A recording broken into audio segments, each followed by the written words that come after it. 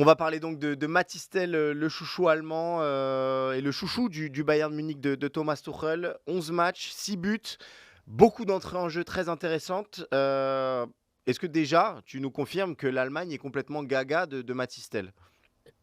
Oui, parce que c'est un joueur d'une catégorie particulière. Au Bayern, on a vu passer souvent des prodiges, des talents, des joueurs qui étaient au-dessus de la moyenne, Ouais. mais qui ne se sont pas installés, qui ne se sont pas installés parce que ils ont été écrasés par le vestiaire, parce que la pression d'un grand club était trop forte pour eux, parce qu'ils n'ont pas eu assez de temps de jeu, parce qu'ils n'ont pas su saisir leur chance. Et tout ce que je viens de dégrainer là, Mathys Tel passe outre. Et c'est un joueur qui, dès qu'il entre, et il a encore peu de temps de jeu, il faut bien Ouais. le dire, saisit sa chance et ébouriffant, effectivement. Donc forcément, quand on saisit sa chance à chaque fois, comme c'est son cas, il y a une suite. On va rebondir sur les déclats de Rudi Völler la semaine dernière qui expliquait que l'Allemagne allait essayer de naturaliser, Mathys Tel pour, pouvoir, l'intégrer à la Mannschaft. Son agent a un petit peu calmé le jeu depuis, mais, ça dit beaucoup de l'engouement autour de ce gamin-là?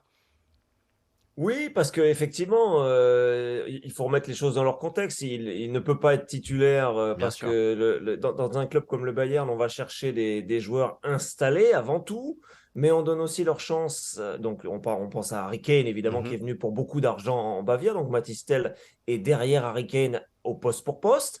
Sauf que chaque fois qu'il joue, il y a un but spectaculaire, il est décisif, il apporte du peps, que ce soit à la 60e, à la 70e, en fin de match, il apporte quelque chose, que ce soit là aussi comme avant-centre ou autour de ou des attaquants. Et c'est un joueur qui apporte toujours une solution. Et ça, dans un club comme le Bayern, où il y a souvent besoin de lutter avec des grosses équipes parce qu'on joue en Coupe d'Europe, parce qu'on veut toujours le titre, etc., ça apporte forcément un plus. Ouais. Et pour l'équipe nationale, c'est le clin d'œil évidemment de Rudi Völler, un peu attristé qu'on n'est pas aujourd'hui en Allemagne. Et en fait, il faut remonter quasiment à Thomas Müller pour retrouver un joueur, un jeune joueur avec autant de talent. On n'a pas aujourd'hui en Allemagne ce joueur qui peut tout résoudre Ouais. en attaque au poste d'avant-centre au bout de la chaîne. Donc il y a un peu cette jalousie, cette envie qui est très amicale, bien sûr, mais ça en dit long sur les manques de la formation à ce poste en Allemagne aujourd'hui. Et on dit quoi dans le vestiaire du Bayern le concernant? On est sous le charme, du joueur et de l'homme?